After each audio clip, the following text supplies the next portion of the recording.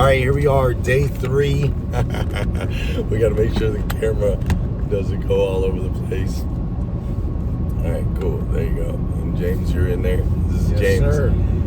Day 3 video log of the journey of opening our new dealership. So my name is Glenn Lundy, husband to 1, father to 8, owner of the 800% Elite Automotive Club, training consulting company, but also now the owner of the 800% Elite Auto Sales dealership, a new dealership that we're opening in Lexington, Kentucky. We're super excited. We're planning on launching or opening the doors August 1st. But this whole thing just kind of fell in our lap. God is good, and we are putting it all together. We are putting it all together. And what we thought we would do with these videos here is just show you behind the scenes every single day what we put in place, what we're working on, the failures, the ups, the downs, the goods, the bads, all of the emotions that come along with trying to do this. Like, it's crazy, right, James? Like, Absolutely.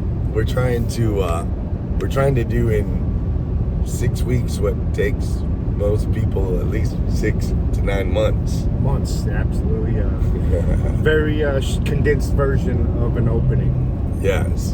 So this is my buddy James Sims, been a friend of mine since we were little, and he, when I told him that we had just bought a dealership, he decided to move from Flagstaff, Arizona, out here to Kentucky so that he could be a part of this thing that doesn't even exist yet. Took a leap of faith, as he says, right? Absolutely. So what is it about this that excited you so much? You've lived in Flagstaff your whole life, 40 something years, and you just jumped ship to move to Kentucky. Yeah, I kind of talked about it a little bit on a post that I made in Facebook, and if you haven't followed us already, go ahead and look out for us, 800% Elite Auto Sales. Yeah. Follow us, that way you're able to watch the live stream eventually. Yes. When that starts. Yes. But leap of faith, my buddy Glenn actually got me the job that I just left roughly 25 years ago. Yeah. Started out... Old man. Oh, yeah, we're getting up there in age, but started out, just doing some simple things, changing oil, washing cars, delivering parts. Was able to grow myself into a position where I learned everything about the fixed operations side, and I think I'm ready to apply my 24 years of knowledge. Yeah. And help my brother out, my brother from another, as they say. Yeah. So we wanted you to be able to go on this journey with us. We're learning lots of new things. There's questions we never even knew to ask, and I just thought it could be really valuable if you could go on this journey with us, because a lot of times we see businesses once they're like fully put together, but we don't get to see the messy part of what it takes to put this together. So we're going to be posting a video every single day, sharing what we're feeling, what we're experiencing, what we're working on, what we're working through, all of that stuff right here on this YouTube page. And then, like James was referring to, once the dealership's open, we're going to be live streaming 24 hours a day from the dealership. So you'll be able to like plug in, see what's going on there, listen to some barbershop talk, check out our Saturday morning sales meetings, daily trainings, so on and so forth. We just want you to be a part. So if that sounds interesting and fascinating and all that stuff to you, make sure you subscribe to this channel, and that's what it's going to be all about. All right. So on that note, James, so you're having to basically build a service department from scratch that is going to service our internal vehicles that we don't currently have. Yes. With technicians or guys and girls that can turn wrenches that we don't have, and work on lifts that we don't have, with tools that we don't have, to change oil that we don't have at a dealership that we don't even have a key for yet. So talk to me, what what are you feeling and experiencing? What are things that are coming up that you didn't even think about? Like, share with me what's going on your side. I've been sharing with them kind of the sales side, but share the service side. Kind of for me, what the things I've been looking at is just, preparing, basically making plans to supply that shop with tools right away. Right. Gotta have tools, right? Yep. Gotta have tools. You gotta have tools. You gotta have lifts. You gotta have all the intricate stuff that makes the production happen. And what's a lift? A lift is a hydraulic lift that lifts the cars in the air, so you're able to access, everything. So it's a little easier to work on. Yeah. So you gotta have lifts. You gotta have tools. Yep. You gotta. Beyond that, like he was saying, we're interested in seeking out potential in our employees. We're not looking for necessarily seasoned veterans. Yeah. It's my belief that it's very beneficial to kind of grow people into the employees or people that you're kind of you're seeking. So well, and that's a part of our overall, like, we want this to be a leadership development academy that happens to sell cars, right? It's important, I know for you, and important to me, that we leave a mark, that we create a legacy, that we make a lasting impact. And so the way to do that, I like how you used the word, like, we're seeking people with potential, right? Unlocked potential, our locked up potential, untapped potential. People that don't even know how much potential. Like, that's the kind of stuff that excites me. So I love that. So you gotta get some tools, you gotta get some people, you gotta get some lifts. And we gotta do a lot of cleaning, a lot of setting up. Because the place now needs a clean job. Oh yeah, a little paint. Yeah. Maybe a little paint. Black, white, silver. Yep. But other than that, man, I know that we're going to be real closely working with some of the local students, trying to attract them and have them help us out, and maybe they'll be able to help us out along the way, because they're fresh minds into it. They may have another way of looking at a couple different things and have some good suggestions on something that maybe a 30-year person never thought about. It's so smart, right? Like, we talk about questioning everything all the time, and one of the things that we are asked the question is, like, do we want to try to go get a bunch of experienced techs that know how to turn wrenches, or would we rather, like, grow and develop, go grab a couple kids from the college? Like, I love it, man. That inspires me to be able to do that. But most dealerships would never do that. Never ever. Like, they're always looking for experienced, people. But I don't think, happy to them, and if it works for their business, it works for their business. But I think in today's day and age, you can get way more out of someone if you can catch them when they're green and be that person that feeds them, Absolutely. Yeah. You're not wrong there.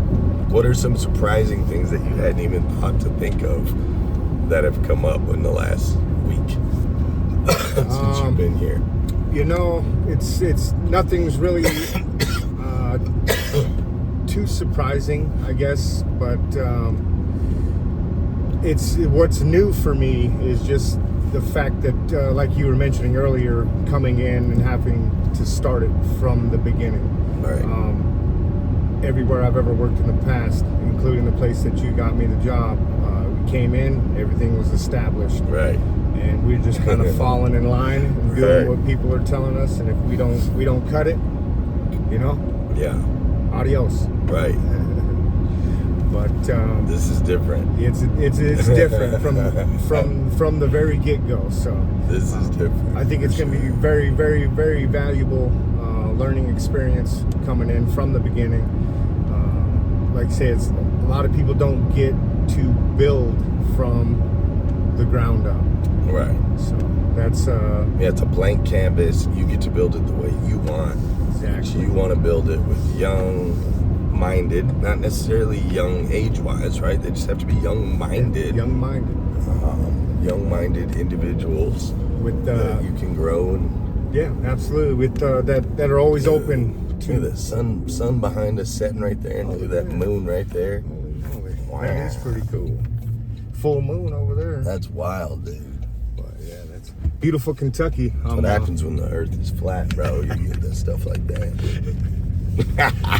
Oh man, you want to ask them the question you asked me? Which one? If you started digging down where we're at right now. Yeah, you guys think about this, all right? So if I start digging right here, right, United States of America, I start digging straight down, right? And I have some sort of suit and tools and technology to be able to go all the way through the center of the earth, right?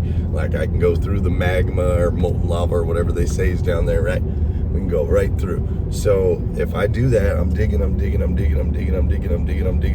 My feet are below me. When I get to the other side of the world, will I be upside down? I couldn't answer. I don't know, bro. We're gonna have to get ourselves one of them suits. Find out. Or just say, well, maybe the Earth isn't round. I don't know. You guys let us know what you think. I don't know. Are there a bunch of people, like, are we upside down to China people right now? I don't know, man. Very well could be, man. I don't know. It's strange, bro. Anyways, that's a complete side note. But question everything, right? Question everything. But I know for me on the service side, like, there's little things like you have to build a relationship with, like, Valvoline. Like, you got to get oil. Ooh. That's just the stuff in the back, the bed frame. Forgot to take it out. You have to get, I'm going to keep going real quick because the kids are going to jump us. You have to get oil, right? Like, it's not just about having tools, like supplies, parts. Vendors. We got to figure out the parts things, right? Yeah, absolutely. And so vendor relationships, like there's a lot of pieces that, like you said, normally they're just already there. Established, yeah. You just walk into it. But we're gonna know this business inside and out. So hopefully we can duplicate it many more times after this time. Yeah. Talk to me about, so you're away from your family. You've got some older kids, but you still have Mariah, who's what, 16? 16, yeah. I've got a 21-year-old son, a 20-year-old daughter, and a 16-year-old daughter, which is going to be a junior in high school next year. Yeah. But you're away from them, and you're away from your wife. You're out here having to do this. For someone who's maybe listening, or watching, I'm just kind of curious, like, why, it's a big sacrifice that you're making. And so what do you see as the opportunity for you in the future? Like, where do you want this to take you? That it's obviously really important enough for you to make these sacrifices. And how were you able to say, okay, I believe in myself enough to do this? Because I know a lot of times people want to make changes in their life, but they don't, fear gets in the way. What about this? What about this? What about this? So talk to me about that real quick. Yeah, it was definitely something that happened very rapidly, very quickly. I think you said it happened over a matter of a few weeks from you getting information. Right. And I think it was a little bit of shorter turnaround from me finding out to making my decision. Yeah, for sure. I think I made my decision in about 5 days after kind of chatting with the family and getting their blessing and letting them know that I still have them on the forefront and I am actually doing this for them. They are on the top of my mind. Right. So everything I do, I'm trying to better my family. And to be perfectly honest with you, you were smart enough to leave a long time ago. And yeah. Unfortunately, I was a little stubborn, and I thought I'd be able to make something happen out there in Flagstaff. It's been all right, you know. It's been kind of mediocre to say the least, but definitely nothing extravagant going on. And the most appealing part for me is, like you were saying, is coming in with my best friend. I don't know how much that's going to matter in the future. I think it's awesome. It's all about business now, but yeah, man, it wasn't hard for my family to understand that. Yes, I am taking a short break from them. I'll go back and visit them every opportunity I can get. Right. But you know, you guys always take very, very, very good care of us anytime we're out here in Kentucky. My kids have traveled out 3 or 4 times. Right. My wife finally came out last year. Right. That was her first flight ever in her entire life. Crazy. So she got to check it out, so it wasn't this big mysterious place to her anymore. Oh wow, that is beautiful. Beautiful, right? Yeah. I love Kentucky. So where do you, like 5 years from now, 10 years from now, what do you want? Where do you want this to take you?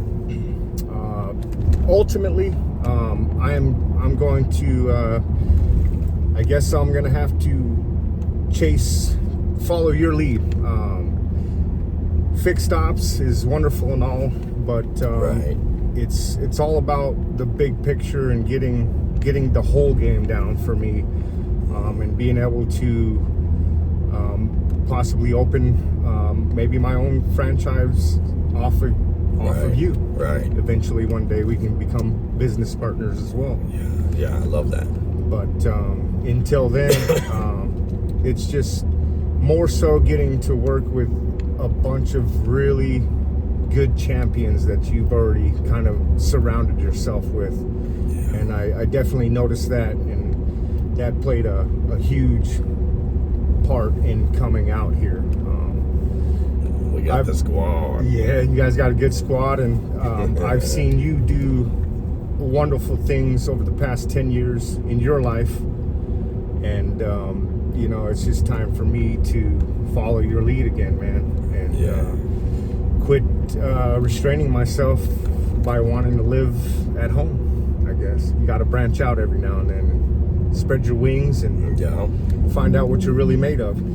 I think that's really, really, really, really important for everyone to hear. Like, the life you're looking for might not be within 6 miles of where you were born, right? Like, the world is big, man. It's massive, and there's opportunities and people and inspirations, and I mean, you can completely transform and change your life, you know? This guy, of all people, knows who I was, you know, when I lived in Flagstaff. They don't call us friends for nothing. Yeah, 16, 17 years ago versus, you know, and I just needed a change of scenery. I needed a different freaking environment to start over in, because I just couldn't do it out there, man. It just wasn't good. It wasn't healthy. So, all right.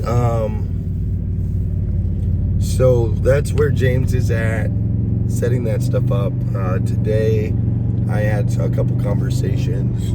I'm going to be meeting with... We're going to be meeting with a guy on paint on Monday morning, and some other things around the dealership. So he wants to know, you know, what the paint scheme looks like, what we're thinking about there. You'll have to be there with me, because we got to talk about that service department also. Okay. But we got to meet and figure out, like, paint schemes. Signage is something else that I was looking at a little bit today, but I flew in from Vegas, so I wasn't able to follow through on it. But I need to get the signs in motion. We're gonna get that moving. Also, inventory. So it's this interesting thing, right? Like, we want to start selling cars August 1st. What you don't want cars sitting ever, because when a car is sitting, you're losing money, period. So you go out and buy a car. Like, it's not like we can go buy all the cars today and just let them sit on the lot till August 1st. Like, we'd lose a ton of money. And so a lot of things that are happening on my side are like these chicken before the egg, you know, what came first, the chicken or the egg? Like, we need it. We're going to need lots of cars August 1st.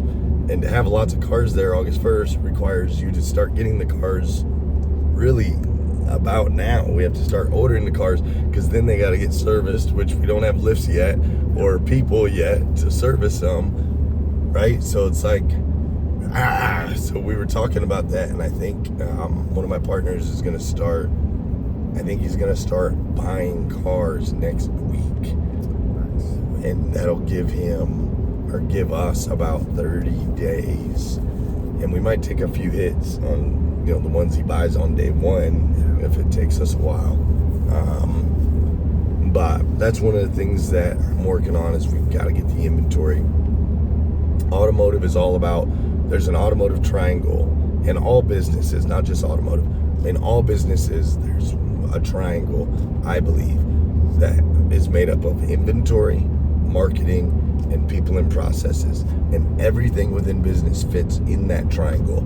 You have to have inventory, you gotta have marketing, and you gotta have good people and processes. That's the whole foundation of the triangle is your people and processes. So those are basically like the three areas. We gotta make sure all the marketing's in place. I know Michael Cirillo has been working on a bunch of stuff. He's sending over all kinds of ideas, which is great. So we're navigating through that. Inventory, we got to make sure we have the cars there, and then processes and our people, right? Like that's it. So we've hired 11, 12 people so far. Yes, I've got to meet a couple of the new hires over the past couple days at the office while you're out, and great people. Yeah, it's all coming together real quick. The people part of it, and then the peopling part is the easiest part. Yeah.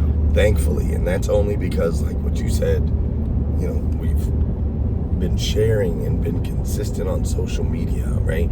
And we've created an environment like you were willing to move out here, you know, to run with me because you've seen what's happened in my life in the last 15 years, consistently through social and whatnot.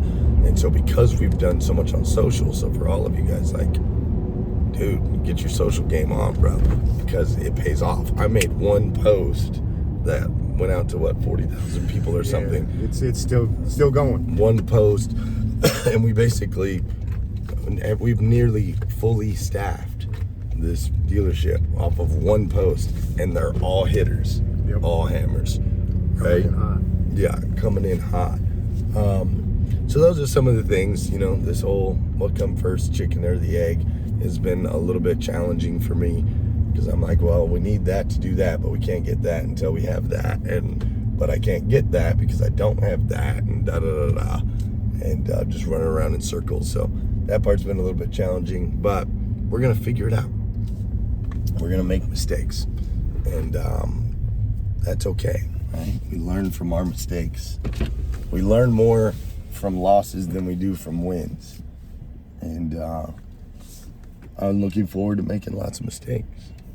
You gotta sometimes stumble a little bit, to grow. That's for sure. So that's what's up. Day 3. I am pulling into the house. I have not seen my kiddos since, what day is today? Thursday? Thursday is the day. I left Monday, right? Yes, sir. So I haven't seen the kiddos in a couple days, so I'm gonna go hang out with them. It looks like, who's down there at the pond? A couple fishermen, it looks like. And then maybe Joel's some got his giggers. quad, it looks like. I don't recognize those cars. But anyways, we got some kids out at the pond fishing. I'm gonna say what's up to them. Gonna hang out with my babies, and then I'll be back tomorrow for day 4. If you haven't already, make sure you hit that subscribe button so you get notified and you don't miss any episodes along the way. Anything else you want us to tell them? No. I'm ready to go. Nothing but air and opportunity, as they say. So let's get it on. Let's do it. Hey, son. Hey. How are you, buddy? Good, how are you? Good. Oh, I missed you. I miss you too. There we go. Who's down there? Lawson Oh, okay. and Catherine. Oh, okay. Yeah. All right. We'll see you guys tomorrow. Peace.